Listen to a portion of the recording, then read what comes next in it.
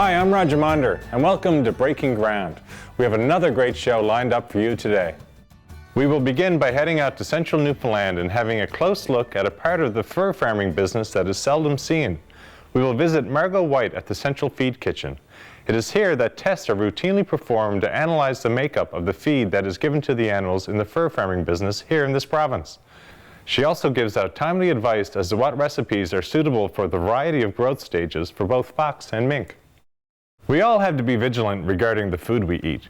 To make the job a little bit easier, the field of organics is expanding significantly every year. 2 organic farms near the city of St. John's have been at the forefront for many years. Mike and Melba Robinowitz and John and Judy Lean have been expanding their farms annually and see no end in sight. Monique Tobin's special guest this week is Glenn Fitzpatrick. Glenn will talk about the status of the co-op movement in the agriculture industry here in this province. It has been proven to be a great benefit to some farmers, and Glenn Fitzpatrick will outline some of the pluses for farmers. Great show or what? Stay tuned. We'll be right back.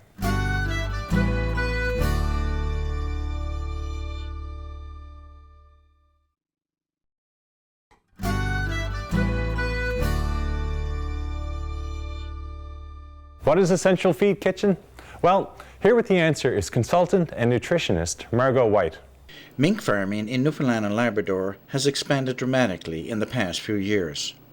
The influx of Danish fur farmers and the expansion of new and established Newfoundland operations have given birth to another spin-off, and that is the preparation of a specialized diet for both fox and mink animals. Most farms prepare their own food requirements, tailoring the diet to the various growth stages the animals go through. To make sure the diet is correct, it is analyzed in a lab. This laboratory here at the Central Feed Kitchen in central Newfoundland is supervised and maintained by nutritionist and consultant Margot White. An homogenized sample is separated into a variety of categories that test for ash, nitrogen, protein, crude fat, and pH content. No matter what category the sample is being tested for, it has to be weighed at the beginning. Here Margot explains the initial steps for finding the ash content. Now we're going to get ready to do some analysis. The first analysis is dry matter. We weigh the sample in a ceramic thimble, record the weight of the thimble, zero the scale, stir the sample so it's homogeneous, and weigh about 10 grams, and record the weight.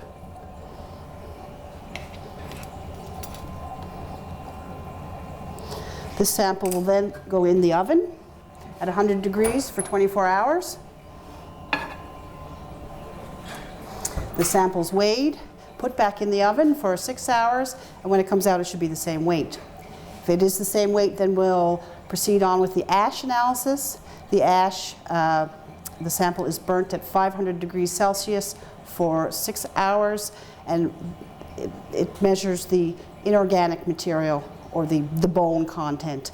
As Margot tests for the various categories, usually a unique type of equipment is required for each category. Here she is testing for the crude fat content. This instrument here is a fat hydrolysis unit. We've already weighed the samples into our digestion tubes. We've added 100 mils of 4-normal hydrochloric, and the sample is the wet diet we've looked at earlier. This is the first step prior to fat extraction. We hydrolyze the sample in boiling hydrochloric acid to break any fat that may be bound to either protein or bound to calcium as calcium soaps, so that we get a complete extraction of the fat. It's finished its boiling process now, so we'll turn it off. And we'll turn on our aspirator, which will suck the sample through a crucible with 2 filtering agents, quartz sand and sea light, which is diatomaceous earth. The sample will sit on top, and we'll see that right now.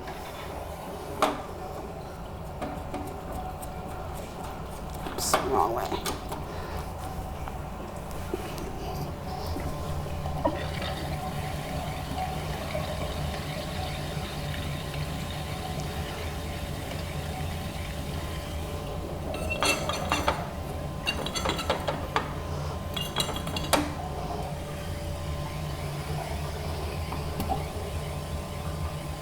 This sometimes takes a minute.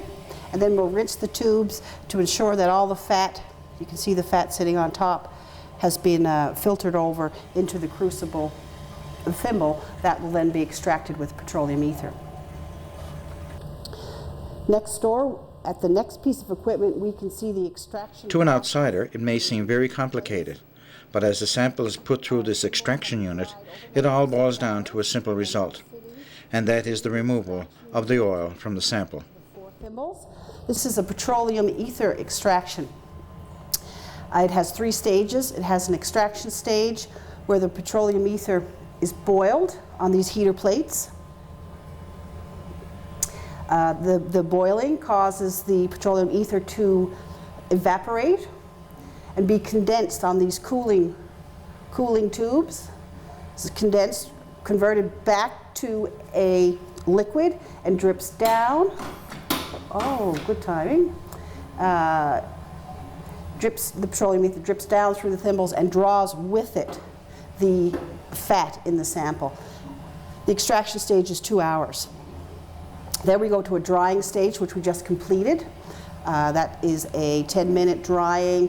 Again, the petroleum ether circulates, boils, condenses, but this time it will collect.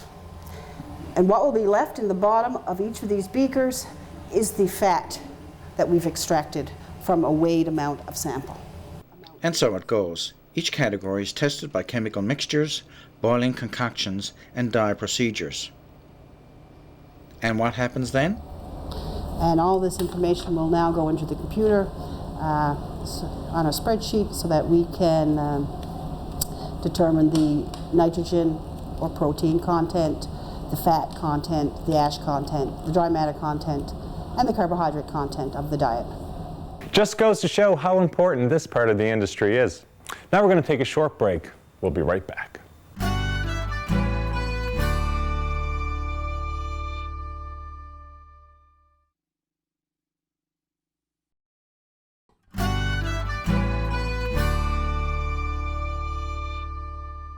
"17% of the produce we see on our supermarket shelves is organic.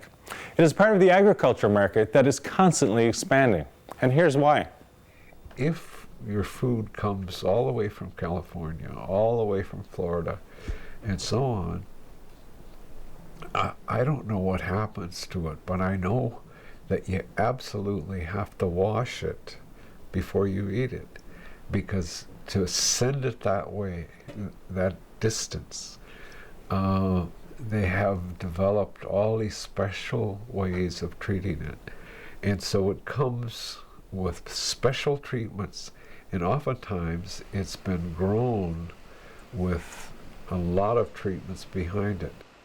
That statement from John Lean is one of many reasons why we should be eating more organic food.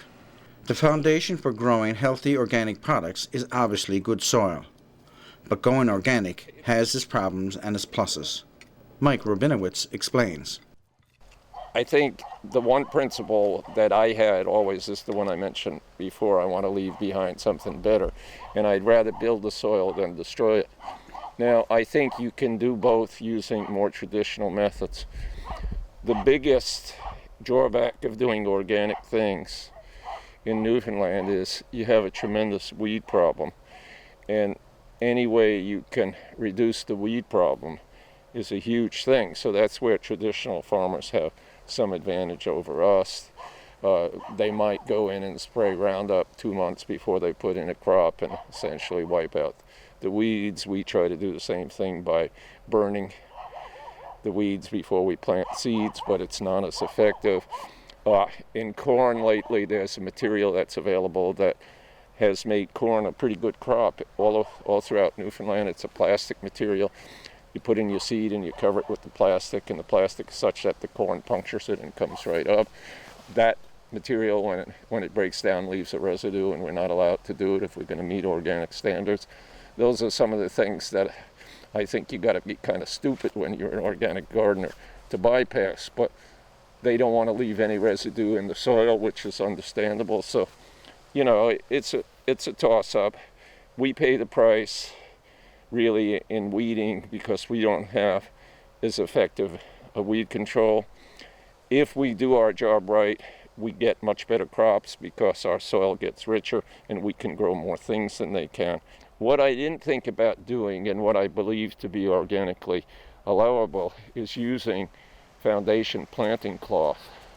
And I started doing that in the front garden, not because it dawned on me for weed control. It's because I found these terrific tomatoes that grow outdoors on the Avalon Peninsula, which took me 30 years to find.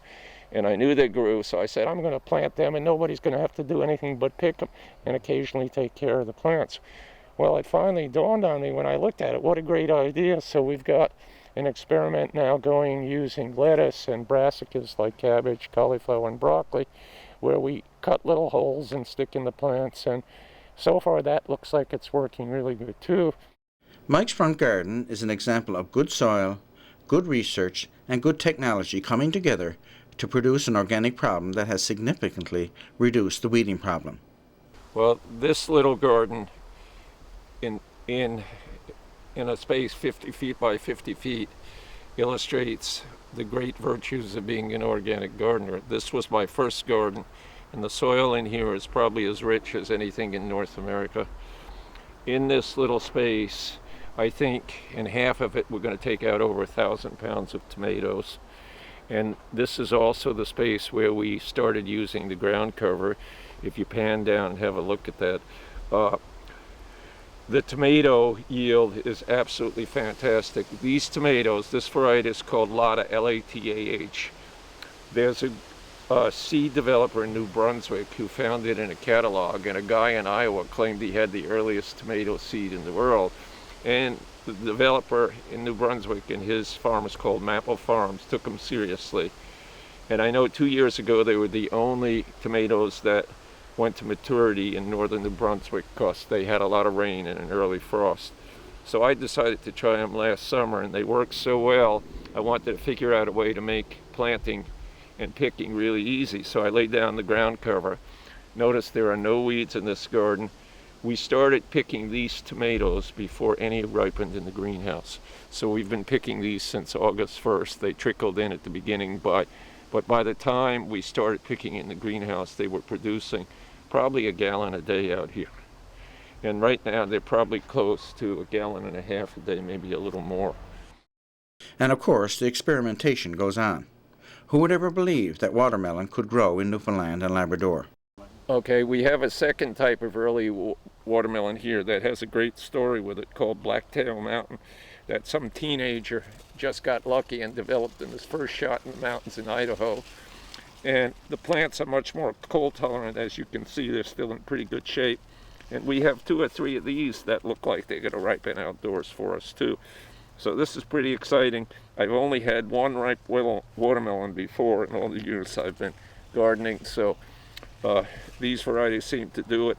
Maybe it's getting a little warmer, but I think this was a pretty cool summer since July, which is when we planted it. So I'm pretty encouraged. I'm going to try watermelon again next year. We're going to enjoy these, I can tell you that. Melba Rabinowitz strongly believes in organic farming, but she knows there's more to it than the actual growing of the vegetables. Well, certainly political in the sense of taking care of the environment and leaving no footprints and making things better than the way we found them. But I find there's a cross-section of people interested in organics, and some it's just local and accessible. You know, it's fresh and they get it the day it's picked, and they know it didn't come from 2,000 or 3,000 miles away. And then, but this group that gets themselves involved in the CSA, for the most part, know that they're helping provide employment, and they also know that they're helping the local economy because we buy everything, the kelp, the compost, the bags, you know, from local, and have local people supply our things, so they understand that. But there's the other strain or stream or group of people are people who are having health issues, like the cancer group, and there's Jeff Blackwood works very hard with that group, and organics to them is like food. They just believe that you don't put anything in your body that has any chance of having any kind of pesticide or anything in it, because if your body's already dealing with those things, then you don't want to add stress to the body. Growing vegetables naturally has really reinvented itself.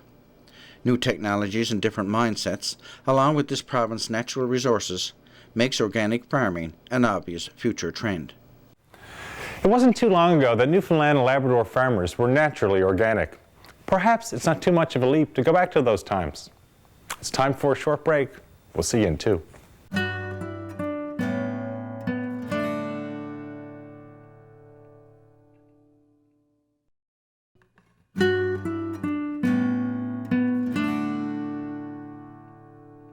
The co-op idea has been around since societies began to organize themselves.